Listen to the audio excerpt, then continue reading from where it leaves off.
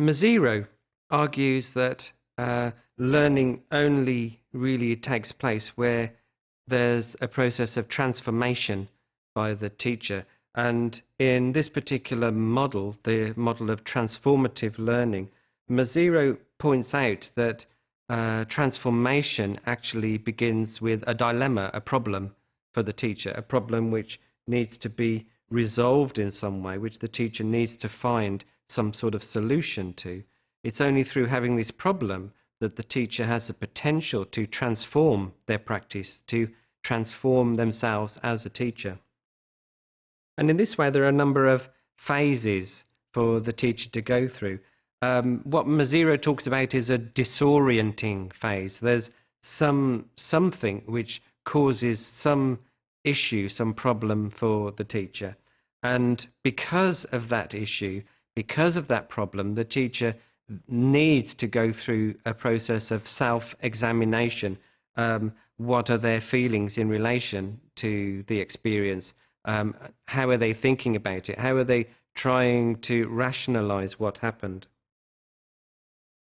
And this then leads into an exploration of the assumptions that the teacher has and the value of those assumptions about their own role as a practitioner.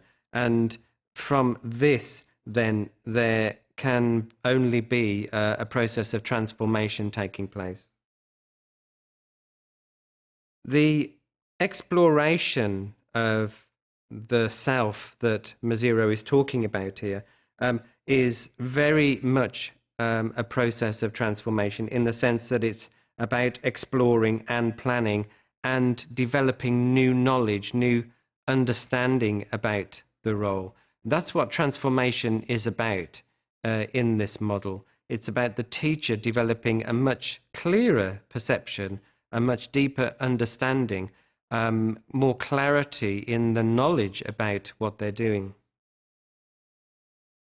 So part of transformational learning needs to be about testing out the different roles that the teacher can take on, and within those roles, building up a level of confidence in relation to the role in the classroom.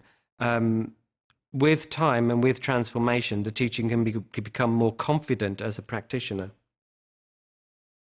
In order for that confidence to occur, that self-confidence to develop, feelings and emotions, along with assumptions and beliefs, have to be integrated into the teacher's perception of themselves. And this starts to develop different perspectives for the teacher on their role in the classroom. What is particularly striking about the transformational model is that it is about learning, but it is very much about managed learning. It's about the teacher taking responsibility and taking control of learning from experience. And therefore, it might not be direct experience. It is learned experience. It's acquired experience in the classroom. And it's about linking knowledge that is acquired from training or from literature or from research with the experience that is had in the classroom. So we can look at a particular sequence which helps us understand Mazzero's model. And it is very much starting with this disorienting phase, this confusing, problematic stage. And what the teacher needs to do at this point is to try to get a clear picture of what is happening, what is actually taking place. And from this picture, then, the reflective practitioner moves on to critically reflect on their own assumptions in relation to what's going on in the classroom, trying to understand the role and trying to be very critical about that role. In terms of that critical reflection, it's very important here for the teacher to think about what they were actually trying to do. Rather than externalizing the process of teaching, it's about internalizing teaching and understanding what their purposes were. The exploration, therefore, of roles becomes part of this cycle, part of transformative learning, and really is the underpinning concern in relation to this model. How does the teacher interpret? What is the teacher interpreting? How critical is the teacher being? It's only with questions like these that the level of reflection develops transformation. If the reflection is quite superficial, then learning is actually not going to be transformational.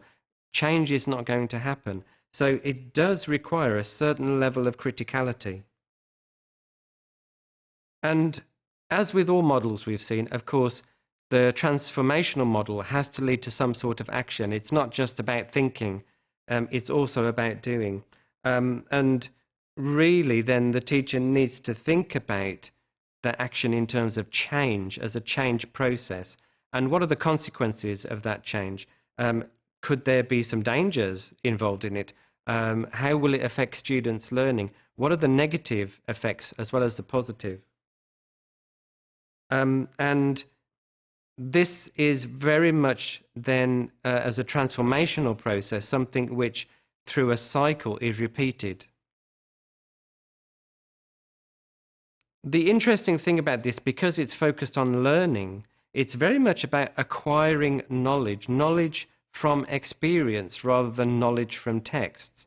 And a lot of people say that this is perhaps the most valuable knowledge for the reflective practitioner to acquire.